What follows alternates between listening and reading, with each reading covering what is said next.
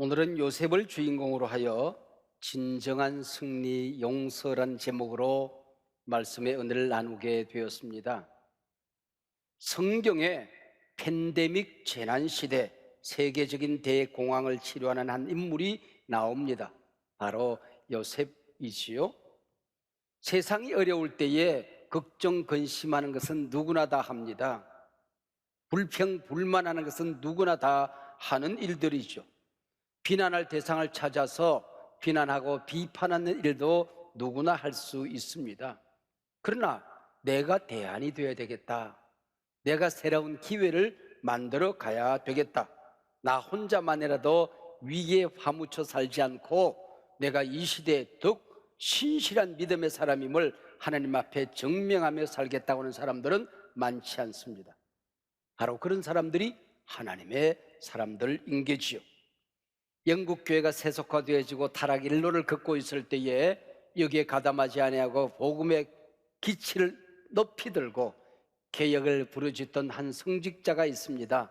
종교 재판에 회부되어집니다. 재판관이 당신 혼자 이 싸늘한 댐저강을 끓게 할 수 있겠소? 우리와 함께 협력하십시다. 이때 이 성직자는 그렇게 대답합니다. 나 혼자 댐저강을 끓게 할 수는 없겠지요. 그러나 당신들이 나를 죽이기 위해서 댐저강 가운데 집어넣었을 때 나 혼자는 그 가운데서 이글이글 끓고 있을 수가 있을 것입니다.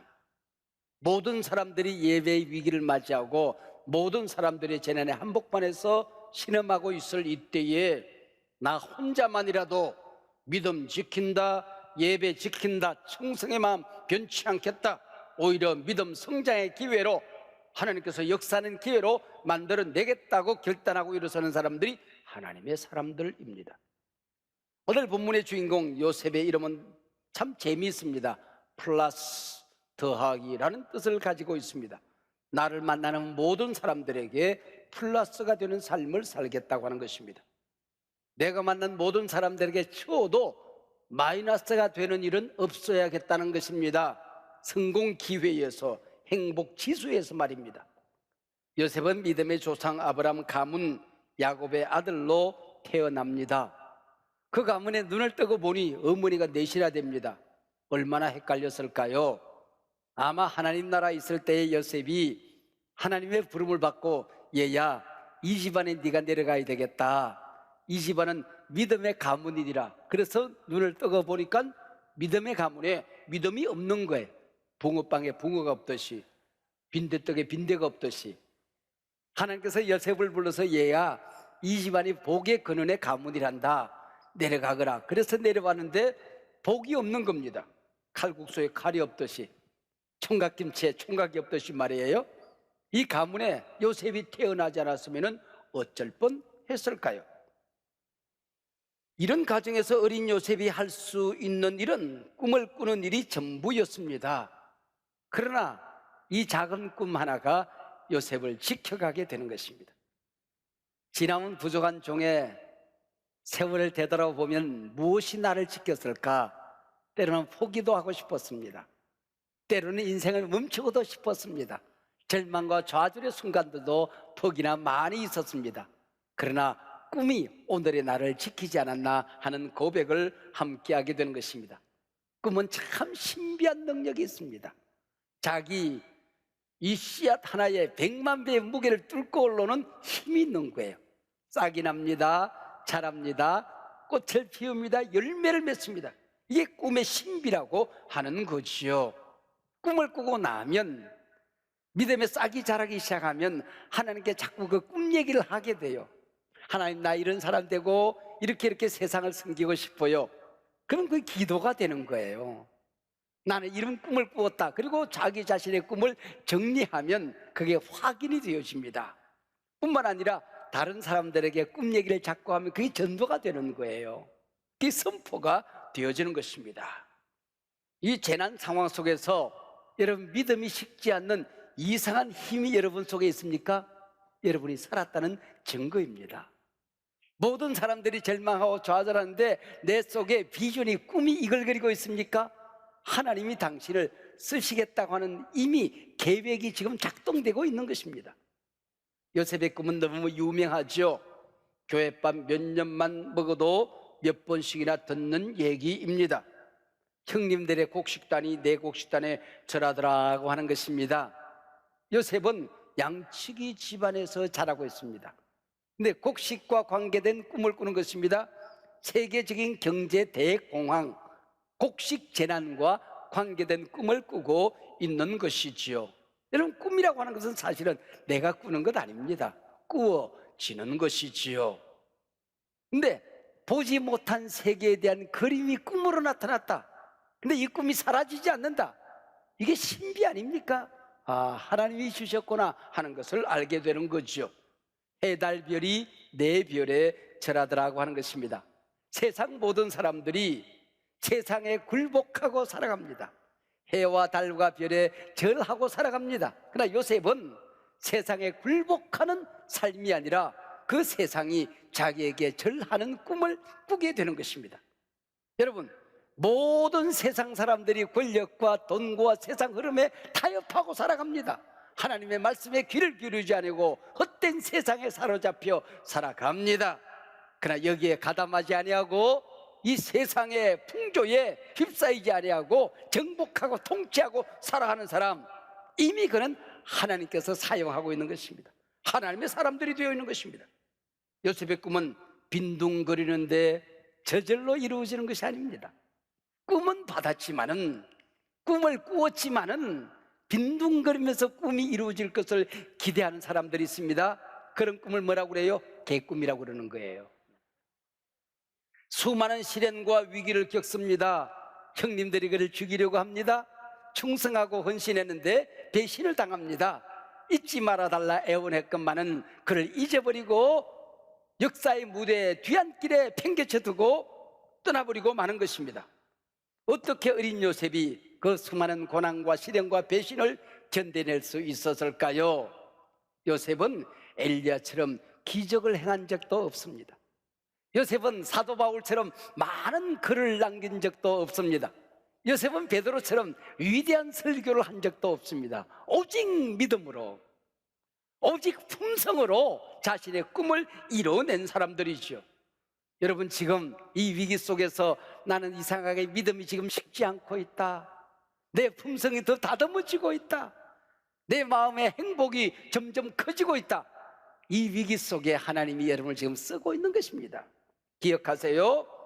하나님이 주신 꿈 내가 버리지 아니하면 그 꿈을 이루어 주시는 분은 하나님이십니다. 할렐루야.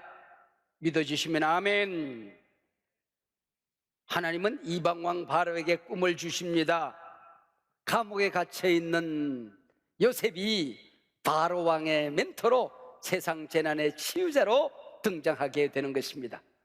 그가 역사를 슬퍼하는 모습을 보고 미래를 조망하는 모습을 보고 임금이 이 재난시대 위기시대를 누가 맡아서 다스리겠느냐, 네가 맡아라.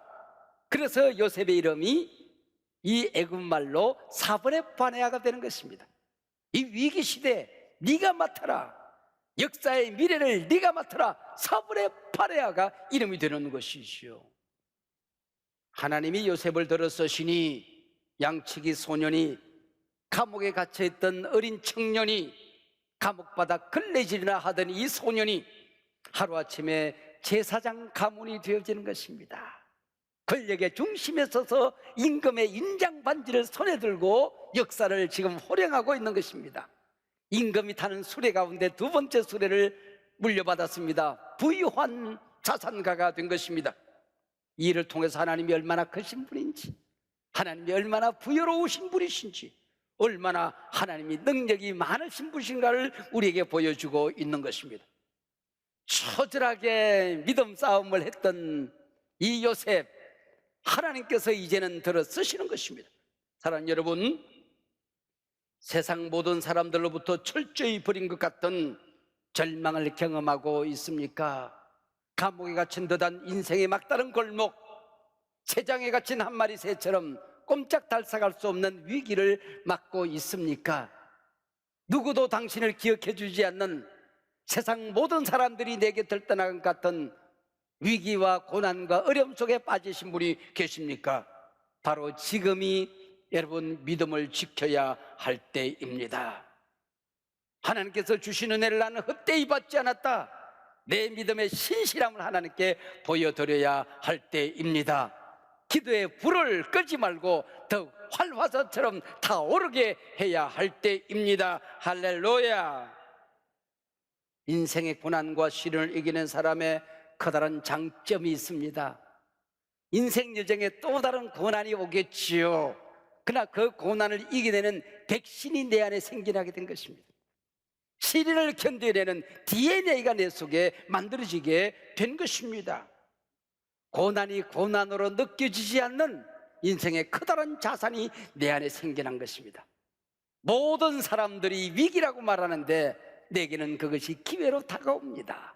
너도 나도 절망하고 살아가는데 내게는 희망, 꿈, 비전이 사라지지 않는 것입니다. 나 혼자만 살아나는 것이 아니라 공동체가 나와 함께 살아나는 역사를 경험하게 되는 것입니다.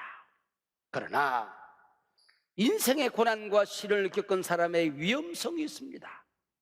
상처가 남아있을 수 있는 겁니다. 꿈은 이루었는데 상처가 남아있으면 선한 역사를 남길 수가 없습니다. 또 다른 상처를 남깁니다. 역사의 악순환의 고리를 끌어내고 선한 역사를 만들어내는 능력이 사라지게 되는 것입니다. 복음의 사람이 되지 못하면 내가 받은 상처는 누군가를 또 아프게 합니다. 보복하고자 하는 졸장부 기질이 드러나게 되는 것입니다. 상처를 보상받고 싶은 심리는 그 무엇으로도 만족이 없는 것이지요. 꿈을 이룬 사람의 진정한 승리가 있습니다. 바로 그것이 용서라고 하는 것이죠. 요셉의 형들은 어린 동생을 죽이려고 했습니다. 물 없는 우물에 묻어버리려고 했습니다. 미디안 장사꾼에게 팔아버립니다. 두려움에 떨고 있던 오들오들 떨며 형님들의 이름을 불렀을 것입니다. 루벤 형님, 유다 형님 차례대로 이름을 불렀을 것입니다. 꿈이 없었더라면, 하나님께서 잊어버리는 능력을 용서하는 힘을 주시지 않았다고 한다면 어찌 이 야속한 형들을 용서할 수가 있었을까요? 요셉은 보디발 장군의 가정에서 죽도록 충성했습니다. 의리를 지켰습니다. 신실함에 배신이 없었습니다. 그러나 돌아온 대가는 누명을 뒤집어 쓰고 감옥에 들어가는 일이었습니다. 꿈이 없었더라면, 믿음이 없었더라면 똑바로 살아도 되는 게 없네. 하나님 살아있을까? 하나님 정말 나를 사랑할까? 하나님 보고 있는 것일까? 하늘에 밝은 달을 바라보며 허망한 노래를 부르고 주저앉아 버렸을 것입니다. 부질없다 그리고 울었을 거예요. 요셉의 꿈 해석처럼 감옥에서 나간 술 맡은 관장은 요셉을 잊었습니다. 그토록 잊지 말아달라 기억해달라 애원했건 많은 요셉을 잊었더라. 참 세상 만사 야속하지요. 되는 게 없습니다. 나는 신실하게 살았는데, 나는 믿음을 지켰는데 점점 더 내 인생은 꼬여만 갑니다. 어려운 수렁에 빠져듭니다.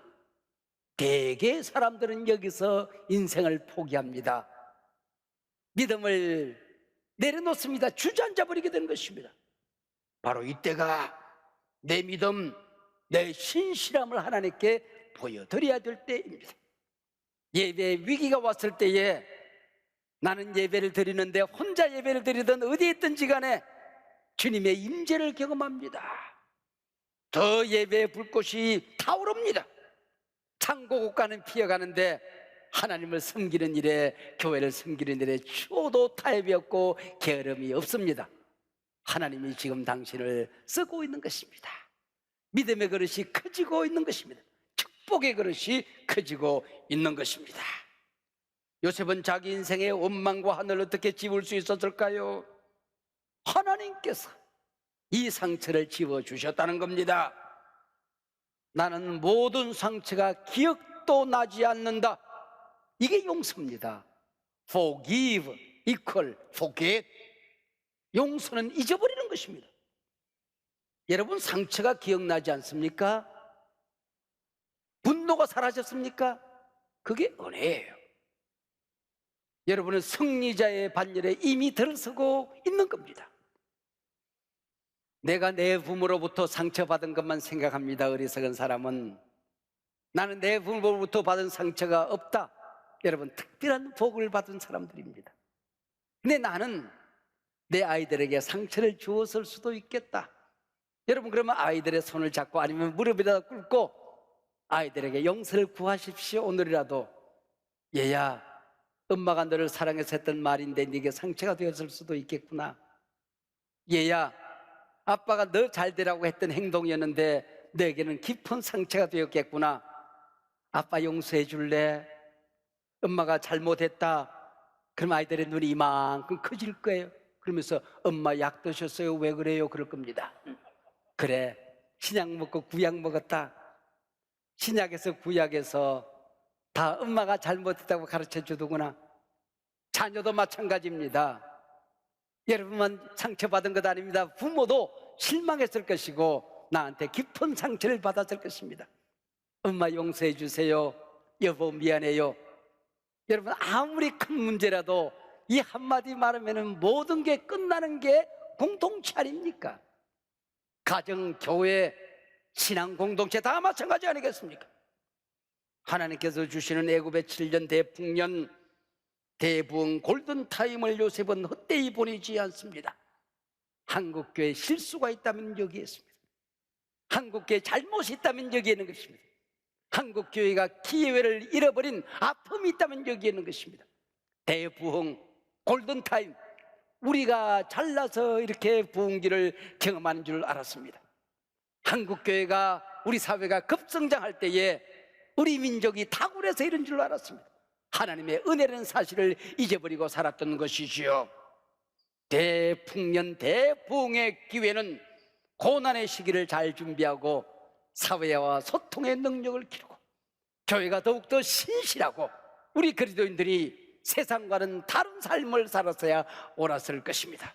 이 기회를 잃어버리고 만 것입니다. 늦었다는 지금이 이제 새롭게 미래를 준비해야 할 때를 우리는 맞고 있는 것입니다. 요셉은 골든타임을 너무나 잘 보냅니다. 주시는 하나님의 은혜를 잘 관리하기 위해서 영적 내적인 준비를 해나갑니다. 그게 바로 용서라고 하는 것이죠. 이 골든타임을 준비하는 사이에 아들 하나가 태어납니다. 그 아들의 이름을 므낫세, 잊었다. 하나님이 내 모든 고난과 시련의 아픔을 다 잊어버리게 하셨다. 이게 하나님의 은혜가 아니냐. 둘째 아들이 태어납니다. 에브라임, 2배의 열매라고 하는 것입니다. 나는 하나님 주신 꿈을 지킨 것밖에 없는데 하나님께서 내 인생을 번성케 하셨다. 창성하게 하셨다. 이게 바로 에브라임이라고 하는 것이지요. 오늘도 나의 그릇이 준비되면, 축복의 그릇이, 믿음의 그릇이 준비되면 하나님께서 부으십니다. 10배로 부으십니다. 100배로 부어주시는 것입니다. 독나무는 도끼로 그 나무를 찍으면 독을 풍겨서 찍는 사람과 함께 죽어갑니다. 나무도 죽고 찍는 사람도 죽습니다. 그러나 향나무는 도끼가 자기를 찍으면 자기를 찍는 도끼에게도 향을 묻히는 것입니다. 내 속에 독이 남아있으면 나도 죽고 너도 죽는 겁니다. 내 곁에 있는 사람들에게 내 인생의 마이너스 인생으로 끝내버리고 마는 것입니다. 그러나 내 속에 그리스도의 향기가 있으면, 복음의 향이 있으면 나를 찍는 사람에게도 나는 향기를 나눠줄 수가 있는 것입니다. 여러분, 7년 대흉년을 맞이하게 되었습니다. 세계 모든 나라 사람들이 애굽으로 몰려옵니다. 앞에 앉아있는 총리 앞에 무릎을 꿇습니다. 그 대열에 10명의 형님들이 양식을 구하러 옵니다.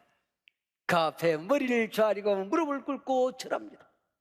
여러분, 소름이 돋지 않습니까?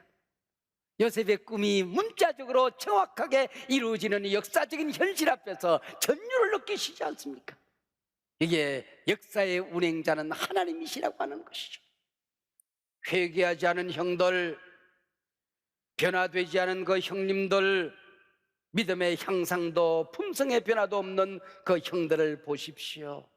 모든 것이 달라진, 신분도 달라졌고 믿음도 달라졌고 품성도 달라진 동생 요셉과의 저토록 극명한 대조를 보십시오. 요셉은 원수 갚지 않습니다. 미워하지 않습니다. 요셉의 꿈은 형님들의 목을 꺾는 것이 아니라 그들과 함께 세계를 치유하는 하나님 나라를 건설하는 것입니다. 이스라엘 나라를 세우는 것입니다. 드디어 아버지 야곱과 형제들 70인 요셉 가족이 요셉의 품으로 들어옵니다. 애굽 땅 고센 땅의 살림을 차리게 되죠. 이 얼마나 멋진 플러스의 인생입니까? 오늘 본문은 창세기 마지막 50장입니다. 창세기는 창조로 시작됩니다. 크리에이션. 50장은 장례식으로 마쳐집니다. 커핀, 무덤으로 끝나는 것입니다. 그래서 창세기를 이름하여 CC의 책이라고 하는 것입니다. 여러분, 모든 인생은 시작이 있는 것이며 마지막 장래가 있고 죽음이 있는 것입니다. 이게 인생이라고 하는 것이요. 시작이 있고 마지막 인생의 종착역에 도달하기 전에 반드시 우리가 이루어내고 끝나야 할 과제가 있다는 것입니다. 나는 하나님 앞에 용서받았다. 나는 내 곁에 있는 모든 사람들을 용서했다. 바로 이게 한 인생의 역사라고 하는 것입니다. 창세기 50장 전반부는 아버지의 장례식입니다. 후반부는 아들 요셉의 장례식입니다. 그 중간에 끼어 있는 게 오늘 본문입니다. 바로 요셉의 용서 사건이라고 하는 것이죠. 내 인생 시작과 끝자락 사이에 반드시 이 사건을 나는 이루어내야 한다는 오늘 본문의 명령이요, 오늘 본문의 메시지인 것입니다. 아버지 장례식을 마치고 상복을 벗기도 전 형님들이 요셉을 찾아옵니다. 아버지가 살아계실 때에 총리가 되신 당신에게 한곡한 유언장을 남겼습니다. 어떤 일이 때도 형님들에게 안갚음을 하지 말고 용서하라 말씀하셨습니다. 너무 두려워서 거짓말을 지어낸 것이지요. 정의 아버지가 이 유언을 했더라고 한다면 요셉을 불러 살 일이지 형님들에게 할 말은 아닌 게지요. 50장 17절에 보면 이 말을 듣고 요셉이 울었더라. 나는 이미 용서했기만은 형님들은 용서를 믿지 못하는구나. 나는 지금 저들을 사랑하기만은 저들의 가슴 속에는 아직도 미움이 남아있구나. 엉엉치고 울었다는 것입니다. 내가 하나님의 자녀가 되었으면 하나님께서 내 모든 죄를 용서하셨건만, 다 덮었건만, 통이 쇠에서 먼 것처럼 모든 죄를 옮기셨건만은 오늘도 나는 죄책감에 시달리고 나는 죄인의 모습으로 살아가게 될 때에 하나님이 우시는 것입니다. 이 큰 은혜를 받고서도, 용서를 받고서도 누군가를 용서하지 못하고 독한 미움과 상처에 사로잡혀 살아가게 될 때에 하나님이 우시는 것입니다. 인생의 진정한 승리자는 용서할 수 없는 상황, 용서할 수 없는 사람을 용서하는 것입니다. 여기 진정한 승리자의 모습이 오늘 본문에 등장합니다. 창세기 50장 19절로 21절에 기록되어져 있습니다. 두려워하지 마소서. 내가 하나님을 대신하리까? 당신들은 나를 헤아려 하였으나 하나님은 그것을 선으로 바꾸셨습니다. 오늘과 같이 많은 백성의 생명을 구원하게 하시려 하셨나니 당신들은 두려워하지 마소서. 내가 당신들과 당신들의 자녀를 기르리다 하고 그들을 간곡한 말로 위로하였더라. 하나님은 악을 선으로 바꾸신 분이십니다. 지옥을 천국으로 바꾸신 분이십니다. 구원론적인 고백입니다. 나를 통하여 많은 생명을 살리려 하셨나니, 생명의 플러스로 나를 불렀나니, 생명의 플러스가 되기 위해서 나를 선택하고 구원하셨나니, 우리 주 예수 그리스도의 구원을 선포하고 있는 것입니다. 진정한 승리자, 용서한 사람에게 주시는 하나님의 선물이 여기 있습니다. 모든 악한 상황을 선으로 바꿔 주십니다. 용서하게 될 때에 영적인 질병, 마음의 병, 우리 삶의 모든 질병을 선으로, 건강으로 바꿔 주시는 것입니다. 항상 불평, 원망, 불만에 사로잡힌 인생을 감사와 찬양으로 바꿔 주시는 것입니다. 부정적인 사람이 믿음의 사람, 긍정의 사람으로 바뀌어지게 되는 것입니다. 인생의 상처와 아픔에 시달리는 사람이 이웃과 세상을 치유하는 사람으로 살아가도록 도와주시는 것입니다. 하나님을 사랑하는 자, 곧 그 뜻대로 부르심을 입은 자들에게는 모든 것이 합력하여 선을 이루느니라. 할렐루야. 모든 것이 합력하여 선을 이루느니라.